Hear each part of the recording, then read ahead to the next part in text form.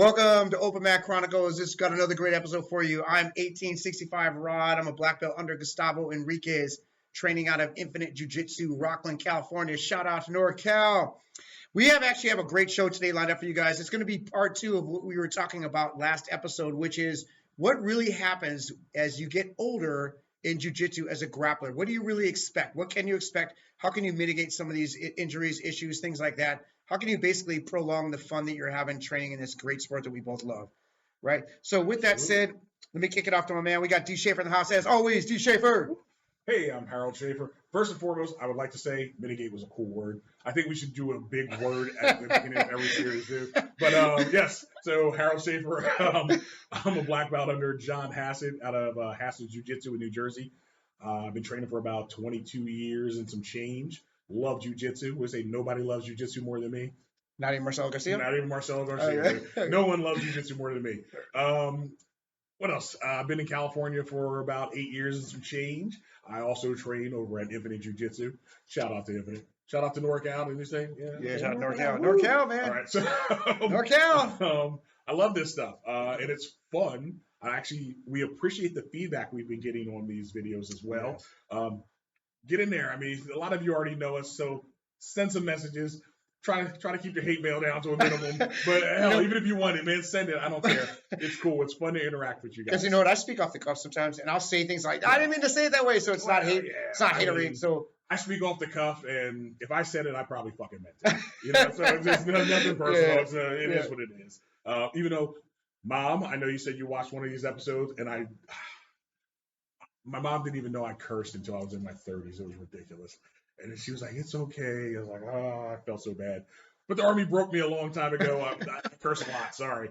Anyway, what are we talking about? We're talking about old people and grappling. We're talking about old people. That's why I'm wearing my spectacles. Yeah. That's why I got my spectacles. You should get those glasses that blink apart and you can put them back. I might get some of those too. So, yeah, that's pretty good. That's good. No, we were talking about like what's the truth? Because I hear a lot of guys talking about, oh yeah, I'm getting older, and they're not really that old. You know, older to me is like you're getting like late 40s, 50s and above. You're getting old, dude, right? Age is relative. It's relative. So, but that's what we talked about. We said let's establish a baseline first. So that's kind of like what we hit last episode. Right. You guys definitely check out last episode, and this episode will flow into it. It'll make more sense. Yeah, for sure. But you got to definitely have a baseline and know where you are. But we were kind of going over a few points of what to expect, and we kind of stopped at point number 3. But I'm going to kick it over to you, Harold, and I'm going to say like there's one thing that you always talked about. It was basically like getting random injuries that you didn't really know, because that does happen, right? Like it does. So yes. Yes, you don't even know it happens. Yes, like, right. This happened. You're like, wait a minute, why am I hurt? It's like I was doing fine. Yeah. How am I bleeding? Is this my blood? Yeah.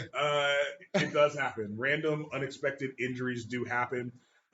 Even when you are being smart and you're checking your ego at the door, which we talked about last time, it's like you might be like, so I'm an educator at heart. I also work with, some weird, crazy youth and criminal youth and blah, blah, blah. Troubled youth. There you go, trouble. I was trying to find the right word, troubled youth. And I tell them sometimes, and I tell this to our students as well, you can do everything right and still lose. You know what I mean? People go, oh man, perfect this and perfect that, and I trained right, and I did, and I ate right, and I still lost. Yeah, you can do everything right and still lose. Shout out to Captain Kirk and all you Star Trek nerds, because it's called the Kobayashi Maru. It's a yeah. I know this is the nerd shit in me. So it's basically a scenario where even though you've done everything right, you are still going to lose. Oh, I do remember that one. Yeah, remember that? Yeah, so and then Kirk cheated. Yes, he cheated. Yeah, that's how he beat it. Yeah, but in real life, sometimes you can't cheat. You know what I mean? So you might just be like, oh man, I'm doing the right thing. I'm training. I'm flowing. I got everything. When he goes, I chill. When I chill, or when he chills, I go. You're doing everything right, and you go, pop. Oh shit. What was that? That was my knee. Oh, wait a minute. So that's real shit. My left knee is just dust, man. I don't know what happened. It was years and years and years ago. I was definitely probably late 30s, and something happened. I don't really know what, But there's this move where if you're sitting on your butt, you can roll up on one knee and come Like up to like base combat base, and then go to almost like a standing base, right? My right side, I can do it no problem. I can do it right now. Boom! I can sit on this table and put on a show for y'all. But if I sit on my left side and try to do it, there's a physical disconnect with my body. Yeah. I can't roll up on that side anymore, and it's due to an injury. And by God, I couldn't tell you what that injury was. Yeah. I can't even tell you exactly when it happened, but I know it's been persistent for the better part of 10 years at least. Yeah. So I'm thinking like sometime in my late 30s, something happened. It's like the bursitis. I talked about that in the last episode where I just got that. But I remember another time I did everything right. I was in 50-50 with this other. I was on the brown belt. Shout out to Ryan Hall. Yeah, Ryan Hall. That's it. You guys know by now. I am a Ryan Hall fan. I know that. Yeah. But I had this dude in 50-50. But then the way he torqued my body this way, and I was kind of going that way because I was trying to keep my 50-50 tight, going this side, and he was pulling it that side. And it's the weirdest thing. My knee popped. Yeah, why did my knee pop? Like he's like, what was that noise? Like, oh, that's my knee, dude. It was the weirdest thing, but it happens, and it wasn't intentional. It just happens. So those injuries do happen, and you have to take those more seriously as you get older because, again, that's a very serious thing when you get older to pop your knee or your elbow or your shoulder. Longer time to heal, right? So as a younger guy, you just shake it off. But that's that Wolverine, man. Like we said, we talked Wolverine about before, blood, right? yeah. You just like, oh, I'm good. I already healed. I'm like, damn. Like, didn't you just get hurt yesterday? It's like we got the same injury. I'm like laid up in bed. I got compression shorts on and like an ice pack and a heating pack on top of the ice pack and just doing everything I can to heal. And this kid jumps back up. Hey man, you rolling? You rolling today? You want to go? Like, no, I don't want to go. That's funny. But I would say this though. One thing about injuries, like I'll be out. You might be out. You pop your knee, you're going to be out for at least, I would say, a minimum of 2 months. If you pop it once, maybe a couple weeks. You pop it twice. Yeah, it can be maybe a month. You pop it 3 times, you're praying. And the last time I had it was 3 pops. I pop. Oh, that's how bad. Now, when we say pop, we don't mean, oh, it was a tweak. No, I'm talking about pop. We mean some shit was audible. Yeah. And it was like, whoa, this is probably bad. An right? audible panic you hear. But so I was out for like three months the last time. But I would still come in to just watch. I would maybe teach a little bit. I would teach what I could. Right. You do what you can. That's the key to staying involved in jiu-jitsu. If you just quit, oh, I'm injured, then you might start drifting out. Then you're going to get out of shape when you're there. So just stay in it. Get in there. Even if you just get in there to watch, you'd be like, well, how come you're here, Rod? I'm just watching. I can tell you that jiu-jitsu about a really good injury I got. A good injury that I got, which just means it's really fucking bad. Yeah. I remember, let me see, I was a brown belt, or was that purple? I think it was a brown belt. I'm rolling, we're doing the damn thing. Guy over in Hassett's, freaking super karate dude and all kinds of crazy shit. I remember we were sparring one time and some bitch axe kicked me in my damn, but that's not even the injury. Yeah. I was like, wait a minute, we're axe kicking, we're just practicing. But anyway, we're going.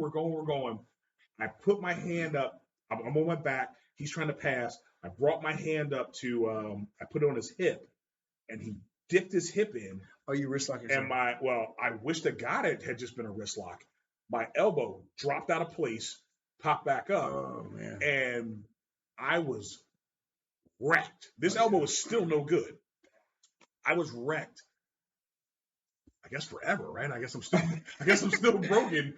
But for months, I would go like this, right? I could physically take my hand and put it on top of my head, but then I could not bring my hand off my own head. I couldn't lift my hand back up. I had to go like this to take my hand off my head. Yeah, that shoulders are weird injuries. This was the elbow.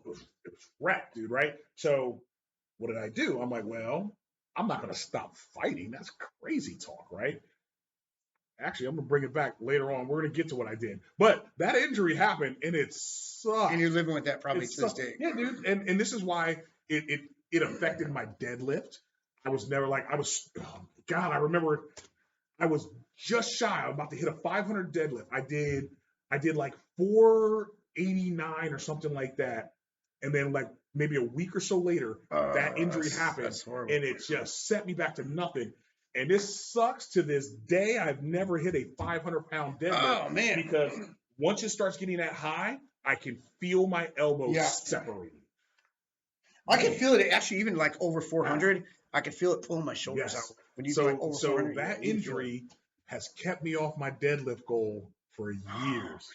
Damn it. That's all. Now I feel like I want to cry. All right. Anyway, we'll get to that.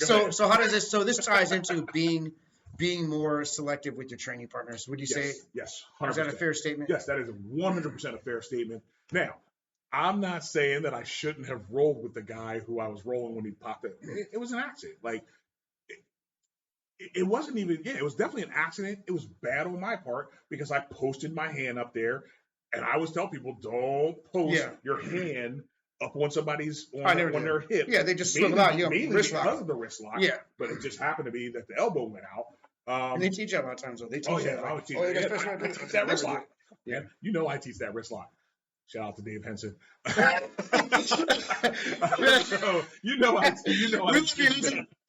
teach that wrist lock.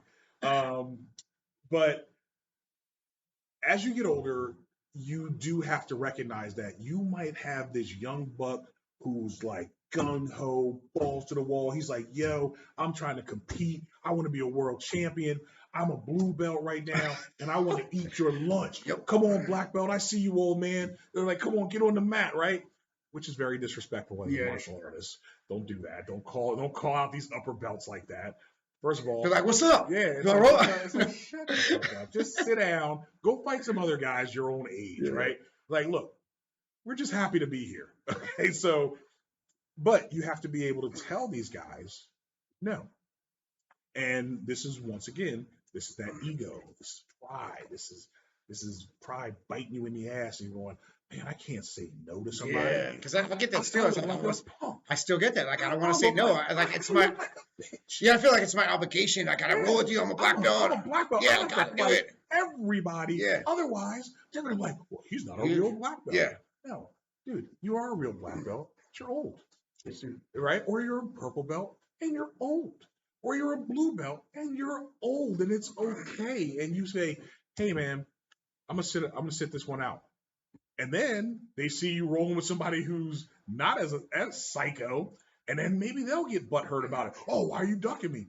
And then if you really have to go into that, then you can tell them, look, man, because you go 100 miles per hour, and I'm just trying to flow roll because I have a house to pay for. You live with your mom. Right, you know what I mean? Like, the difference you don't have to pay bills. You don't even have a job. You come in here and you're becoming the best jiu-jitsu guy ever. Yeah. But I can't have you leaving me on the side of the road as wreckage for you to advance yourself, right? You're not going to mat fodder. I'm not your mat fodder. Exactly. It's like, yo, dude, I can't just have you smash me, crush me, and then I can't even get up and go to work. But you get to go, yeah, you see that? Yeah. You see that? Here's my long trail of people I've destroyed. That's actually a good point, because here's the thing, too, because I don't even mind. Rolling hard is so – we should do a whole podcast on that, because I don't have a problem with you rolling hard. I roll hard. I roll fast. That's my game. That's part of my game. That's part of who I am. I'd slow it down. Deceptively athletic. Yeah, actually you are. Yeah, you are. I mean, I can move if I have to. Yeah. But the thing is, here's the difference, though. I don't roll with intent. Correct. I'm not rolling like, okay, I'm gonna just smash. I'm gonna get this guy like 3. That's the difference. Like if you leave something out there, I'm gonna take it, right? But I'm going kind of chill. If there's a spot, boom, I'll explode and get it. But I'm not going like, I must take his arm home with me today. He must die. He dies. Yeah, none of that. And these other cats, they're coming at you like, man, we're like in the Pan Am. Yeah, like, oh my goodness. I remember sometimes when I do teach an intense class, right? And because think about it, right? What I always tell people, I'm like, yo, when you grab that arm, you lock it in, you pinch it to your rib cage. I was like, you keep that shit tight. I'm like, how tight? Tight as a crab's ass. And I was like, why? Because it's waterproof. Crab's ass is waterproof. That's how tight you hold. I'm like, when you take it, when you get that locked in or whatever move you're locking in, you take it home with you, right? That's what I'm teaching in intense, like, let's kill everybody class. Right? Yeah. And people always go, oh, man, Harold, you do a mean guy class. And I do. I actually teach. It's a New Jersey style. New Jersey It is a New Jersey thing, I think. I teach a mean guy class every now and again. And when I teach it, they love it. I'm mushing people's faces into the mat. I'm driving like knuckles into their jaw, like into their mandible, trying to dislocate their jaw. And I'm like, hey, it's all legal. But you could hurt somebody. I don't care if you hurt me. Don't injure me. Don't injure me. Yeah, hurt me's fine. I don't care. Because if you're starting to hurt me, I can tap and you'll stop hurting me. Yeah. which is awesome. But but yes, so I'll do those mean guy classes because they're fun.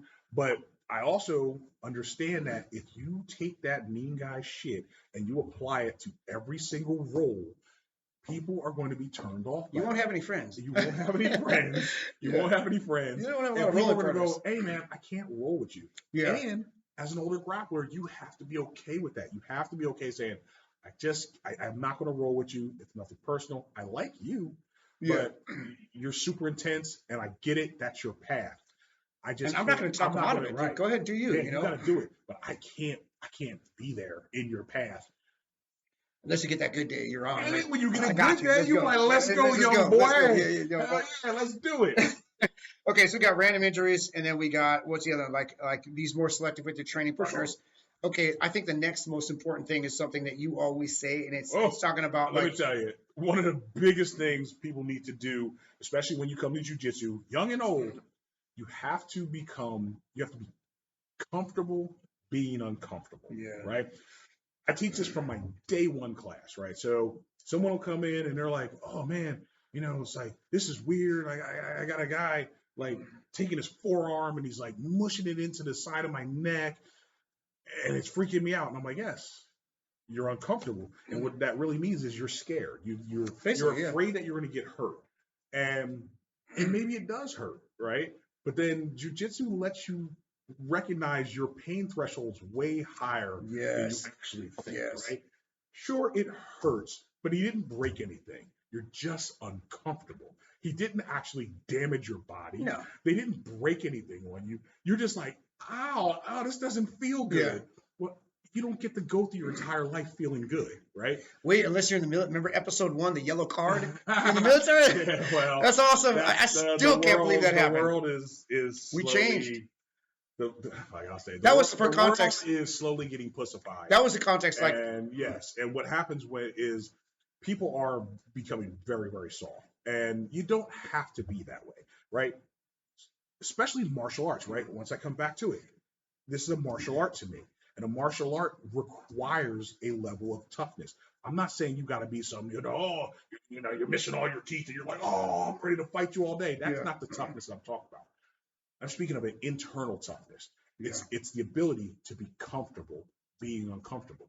Sure, you're trying to hurt me. I recognize it. I feel the pain that you're inflicting on me, but it's not enough to stop me yet. I'm not just going to quit, right? If then there's a line, right? There's a line because you got some people, they're in an arm bar and they're like, well, it's kind of hurting. And I'm like, yeah, go ahead and tap, man, because that's when we let it go. Yeah, he's going to break your arm. Yeah. That's as the upper belt, you have to you recognize that. But I get guys like that. That comes back to the check. And actually, that's actually disrespectful, I think, in my opinion. Yeah, I think so too. It's ignorance, but it's disrespectful. Hurt you. Yeah.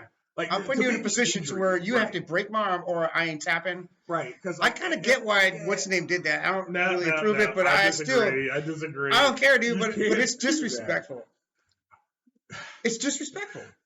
Okay, check it out. So specifically, he's speaking of a guy. We're not going to use names. Don't name names. But his thing was, well, you're a higher belt. If I catch you with it, you just got to be ready. I'm going to go full tilt. I'm going to just try to break it. That was bad because he went too quickly. Yes. But what if you do it controlled, slowly, and the guy's not tapping, he's not tapping? Like, it is disrespectful. Now, if you're controlling it, you got to slow build into this tap. Yeah. And they're just not tapping. And you're like, it's like, yo, really, dude? Like, well, really? I could keep going and break your arm. Yeah.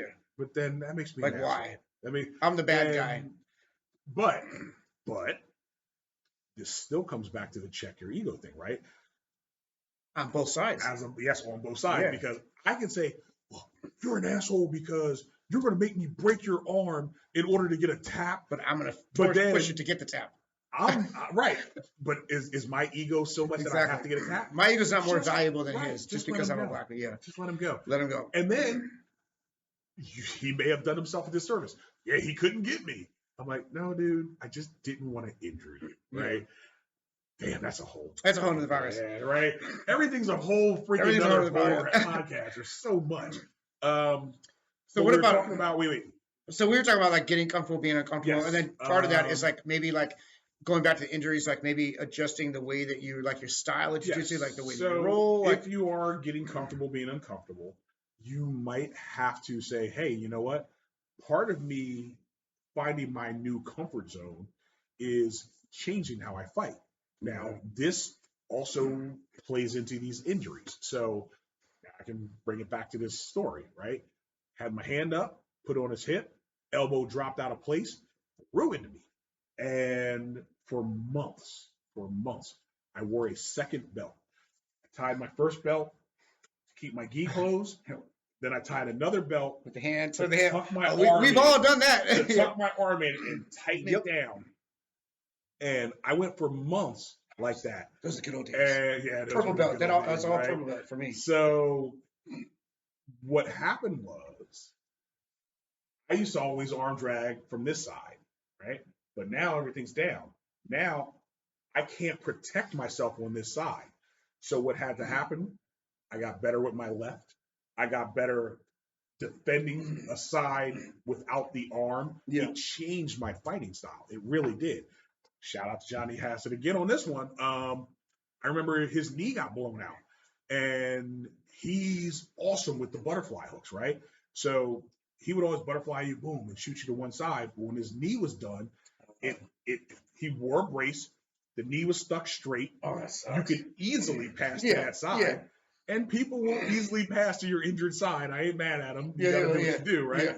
But they exploited. His hook on the other side got phenomenal. So now you think, oh, I'm just going to slide by on this busted side. He'd reach across. He'd still catch you with his good hook.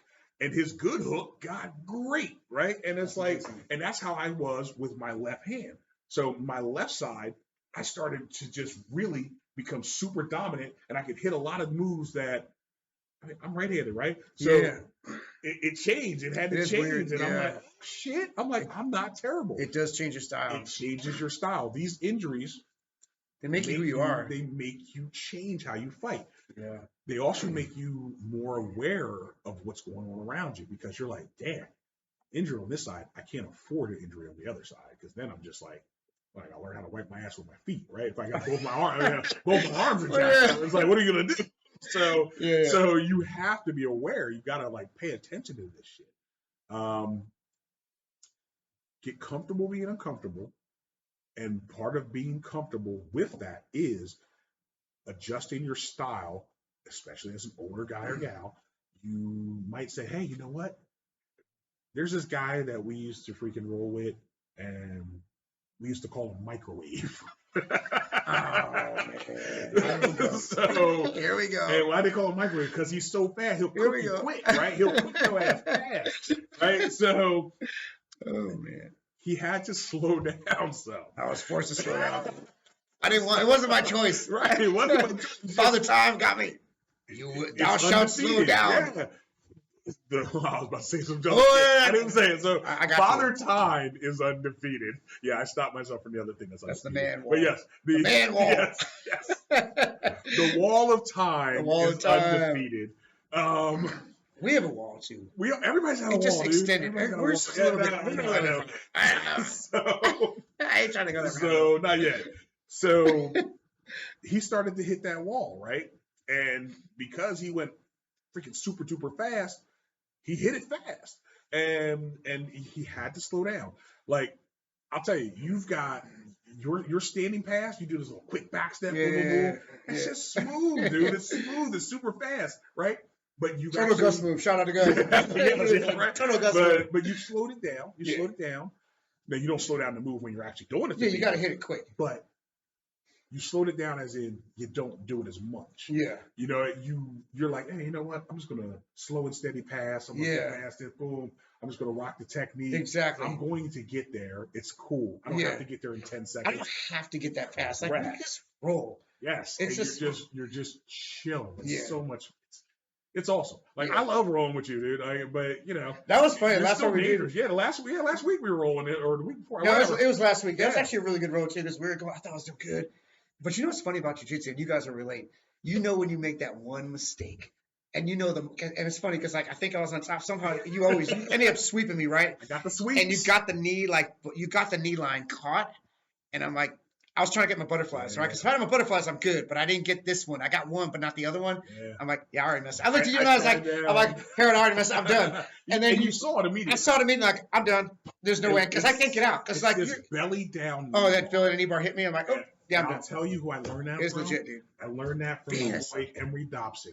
Another black belt out of Haskell. Shout out to Emery Dobson. Shout out to Emery. Don't know him, but he sounds He's cool. cool as shit. So, right. But I remember seeing him win tournaments with that belly down knee bar is legit. It is legit. It's crazy. I hit it from the old school sweep. Yeah. I hit the old school sweep. See, now we're getting deep into But see, here's the thing. We're starting to get into I know. But see, I thought I was safe because normally you hit it from the old school. I'm like, as long as I don't get old schooled, I'm okay. But it wasn't the old school this time. It was just from like, it was just normal from like. Just the position. Yeah, and this is, which is also, damn, I swear to God, I'm going off on so many. Hey, next time we're gonna do some stuff at the school. Oh man, we're gonna have to. Yeah, we're gonna start showing some stuff. So one of the things like this, damn. Sidebar. So when I teach my new class, when I teach a new student class, right, I always show moves that are so close in similarity when they from the setup. It's like they can chain together basically, correct. Right? Yeah. Chain together. You can skip to this one instead yes, of this interchangeable. One. Yes. It's all interchangeable. Because I think that when you show like that, when you teach something, they understand the position, and you're great at doing that now too, right? It's the concept. It's like, here's the concept of these moves. Here's how you start with control. That control can then lead to this move and this move and this move and this move. Yes. So I love stringing that stuff together. And this is why you do that. This is the reason why.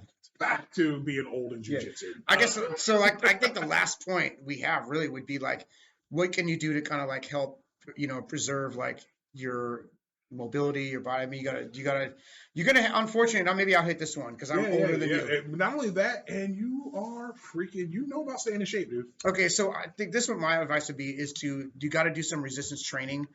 Like Harold, you got me into the deadlifts. I used to hate deadlifts, man. I never did deadlifts in my whole life. Shout out to Jim Wendler. Yeah, Wendler. Oh yeah, Wendler 531. Shout out to 531. You got to get that system. It's a strength program, but you will not get injured. But I always had like an aversion to doing deadlifts because I was afraid I'd hurt my back. But it's probably the one exercise that actually makes you better as a person. Like it just increases your core. It raises your testosterone levels naturally. It's just one of the best things you can do. And I've never been injured. I started 2 years ago. Now I'm doing like well over 400 pounds, and I've never been injured at all. It's a no-brainer. Do your deadlifts. Yes. Also do some resistance training overall for upper body, and then try to take some supplements. I would say definitely some supplements, and then try to eat as well as you can. That's the tough one. Eating is hard, man. It's so hard. I fluctuate. I'll go up to like 195 to like 180. Right now I'm 180, but I'll blow up a little bit if I eat too many carne asada. It's very hard. Oh yeah. You got to find something that works for you, organically. That's not like, it's got to be like just a natural thing. So I'll tell you what, as we're going through, like I might have to fucking set a date because like I'm on some fat boy shit right now and I'm not fucking eating close to as well as I should be. So I might have to say, oh, you know what? I'm going to let everybody keep me accountable. And but then, damn, that means I can't drink beer. But that's okay. But beer is actually probably what I should not be drinking. I should switch to tequila. There you go. Less calories in tequila. So, but that might be something we talk about too. Maybe I'll do a freaking weight loss journey and shit like that. Cool. We'll chronicle that. I'm gonna try to get down a rod side. That's what we said. I chronicle that. I've been saying that since day one. I want to fight a Harold. I want to fight a 180-pound Harold. Oh, that'd be good. That would be so. But see, you'd be more dangerous. I know. I don't want to be dangerous, man. I want to be like nice and cuddly and fucking lovable. The gentle art. Yeah, I want to be the gentle art, man. I don't want to be a monster anymore. I'm not a monster. Yeah. Oh my God! Wait, sorry. So this is also funny. After we posted one of our the last episodes, I had all these guys messaging me. They were like, "Hey man, Harold, you remember when you wrist locked me? And you remember when you did this?" They're like, "You're not a nice guy." I was like, "I am a nice guy. What are you talking about?" You're a fucking monster. Nobody likes you. I was like, man, I love these guys. Shout out to everybody in New Jersey talking shit. I appreciate it. I say, no, man, you're not nice. You're friendly. I'm friendly. You're friendly. There's a difference. My buddy in corrections told me that, right? Because we're going through it. And I was like, no, dude, I'm a nice guy. What are you talking about? Everybody likes me. I'm a nice guy. And he said, Schaefer, no. You're not nice. He's like, you're friendly. He's like, there's a difference. People like you because you're friendly. You're so funny. He's like, but you're not nice. You're actually fucking me. I think I'm nice you're too, a nice right? guy. But I love that saying. You're not nice, you're friendly. I'm gonna make a T-shirt that says, I'm not nice, I'm friendly. That's good. I like that. All right, yeah. So we hit it. On that note, let's close out. So those are the things that we would recommend if you're getting older. There is light at the end of the tunnel. I mean, like as you can see, like I said, I'm going to be 60 years old in October, and I'm still grappling. I can still bring it. You know, I'm not going to get, no one's just going to run through me and just murder me. Like, you're going to tap me out for sure, but I'm not going to get, I can still hold my own, right? It'll be easy. So, yeah, I can still make you work. That's my thing. If I can make the young bucks work for it, Yes. I'm cool. That's my job. It's not to win matches, but just to share the art, share knowledge, and then be competitive, make you guys work for it. That's all, and I'm happy with that. Facts. So anyway, we'll come back with you with another one, but in the meantime, Yeah. let's just keep it going. So, I mean, my suggestion, I mean, if you can do it, if you can figure out how to do it, the best way for you to really increase your jiu-jitsu is just stop fucking being old. I mean, but if you can't do that, there is no alternative. If you can't stop being old, then age with grace, age with dignity. There you go. Accept the realities of being older. Accept the reality that you are going to get older, things will change, and you have to make these adjustments. And that's cool. There's nothing wrong with making these adjustments. Especially, you know what, if it's important to you. What is it? Because if it's important to you, you will find a way. If it's not, you'll find an excuse. So, on that note, we are out of here. Us. Take it easy.